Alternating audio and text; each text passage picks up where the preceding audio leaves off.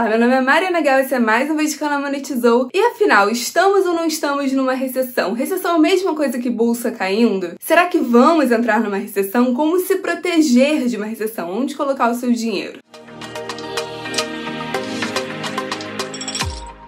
Afinal, o que define uma recessão? Tecnicamente, o mercado, a bolsa está em queda por si só não define uma recessão. O mercado de baixa seria definido tecnicamente por uma queda de 20% desde o seu topo, Essa é a definição técnica. É isso que está acontecendo com os Estados Unidos, é isso que aconteceu agora com a bolsa brasileira. Não é simplesmente umas 2 semanas ruins e pronto, estamos no mercado de baixa, não. É uma queda de 20%, tem uma definição técnica por trás. E a recessão, por sua vez, não é definida por um mercado de baixa na bolsa, Não é definida por um bear market. Na economia, tecnicamente, a gente fala que é uma recessão quando a gente tem 2 trimestres de queda no PIB. São 2 trimestres de queda generalizada na atividade econômica. E quando isso acontece, geralmente a gente vai estar falando de mais desemprego, menos lucro, menos renda, mais falência, menos produção, menos consumo. E aí vem a pergunta, estamos numa recessão? Por que tem tanta gente falando de uma recessão? Por que se acredita que vamos entrar num período de recessão? Agora tá tendo muita discussão no mercado financeiro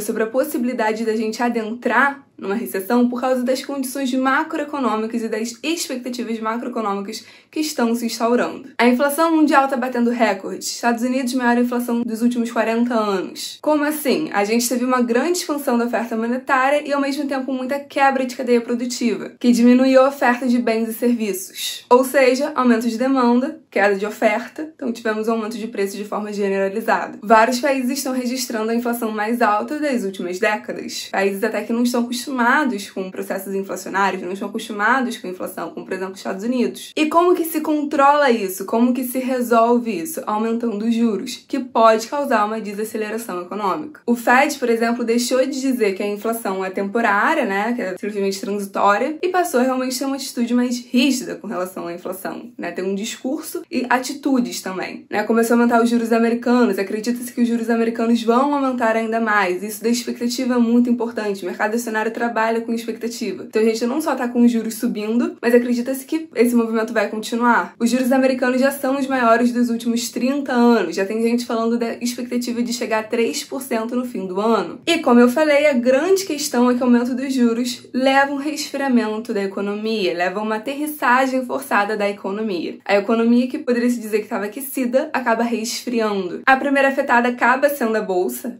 Como eu falei, a bolsa trabalha com expectativa. Esse impacto já está sendo mostrado na bolsa americana, A bolsa americana está com mais de 20% de baixa desde o começo do ano. Então tudo bem, mercado de baixa por si só não caracteriza a recessão, mas bolsa trabalha com expectativa e não se movimenta de uma forma completamente descolada da economia. Se a bolsa cai, é porque tem motivo, tem um fundamento. Ela está caindo porque acredita-se que vai ter um resfriamento econômico, porque os próximos trimestres acreditam que não vão ser muito bons. Então tem expectativa de resfriamento econômico, não tem outra forma de falar. Os Estados Unidos viveram por muito tempo com uma taxa de juros muito baixa. Taxa de juros baixa cria incentivo para endividamento. Endividamento tanto de pessoas físicas quanto de empresas. As empresas se aventuravam em negócios pouco rentáveis que agora, com os juros subindo, ficaram insustentáveis. As dívidas subiram também. Imagina uma empresa, uma pessoa que tem uma dívida pós-fixada, como que tá a situação dela agora que os juros estão subindo. Então, assim, aumento de juros não necessariamente implica em recessão. Da mesma forma que a bolsa tá caindo por uma questão de expectativa, mas não necessariamente vai implicar em recessão. Mas juros subindo em uma economia endividada, é normal se esperar que empresas endividadas acabem quebrando. Empresas menos eficientes tendem a fechar. Quando isso acontece, desemprego aumenta. Se desemprego aumenta, as pessoas têm menos renda. Se as pessoas têm menos renda, elas consomem menos. Se as pessoas consomem menos, esse consumo que viraria renda para outra pessoa,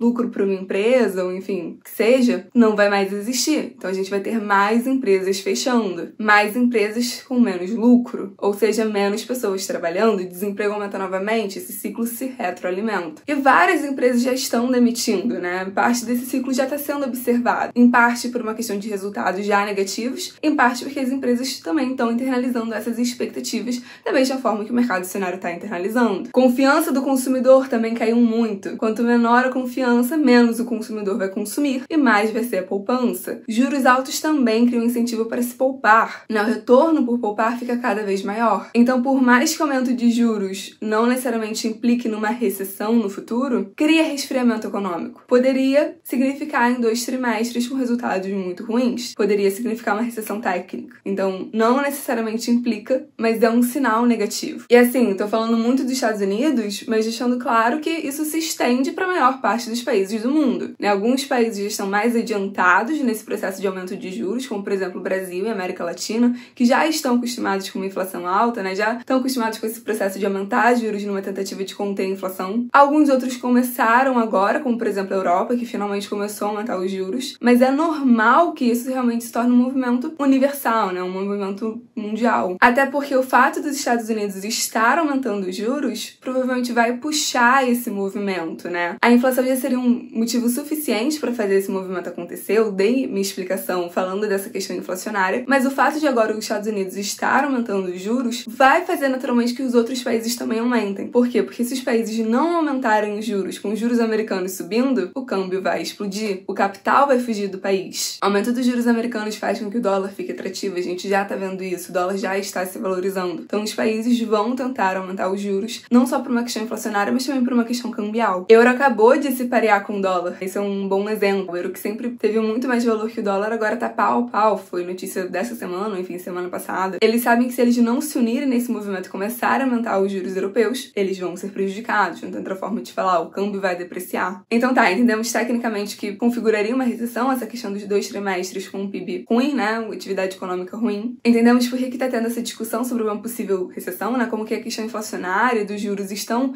alimentando essa expectativa, como que a bolsa está se comportando. Também falei da diferença entre o mercado de baixa na bolsa e o que seria uma recessão, mas querendo ou não que a bolsa está se movimentando em cima da expectativa da economia real, então que é sempre importante a gente olhar para essas coisas. E agora vem a pergunta. Não tenho bola de cristal para saber como vai ser os próximos trimestres, mas é sempre bom ficar preparado. Como que a gente pode se proteger de uma possível recessão? Primeiro, tem que ter reserva de emergência. Como eu falei, quando a bolsa e o mercado acionário caem, eles caem por uma questão de expectativa de como vai se dar a economia real no futuro. Quando a gente fala de expectativa de recessão, a gente está falando de menos emprego, menos renda, né, desemprego subindo, número de falências subindo. Então, ter uma reserva de emergência para você conseguir passar por esse período é algo fundamental. Ah, Mariana, eu tenho uma reserva e eu quero saber onde eu posso colocar esse meu dinheiro para investir. O que eu posso fazer com o meu dinheiro? Honestamente, opções seguras. Caixa, títulos e ações feijão com arroz. Como assim ações feijão com arroz? Aquelas ações daqueles setores básicos, né? Eu tenho um vídeo aqui que eu falo sobre como os milionários investem. Basicamente aquilo, faça aquilo. Empresas consolidadas, empresas sólidas, de setores sólidos. Numa época que tá tudo caindo, é nisso que você vai querer investir. Numa época em que a economia não vai tão bem, bancos, energia, empresas de infraestrutura de uma forma geral,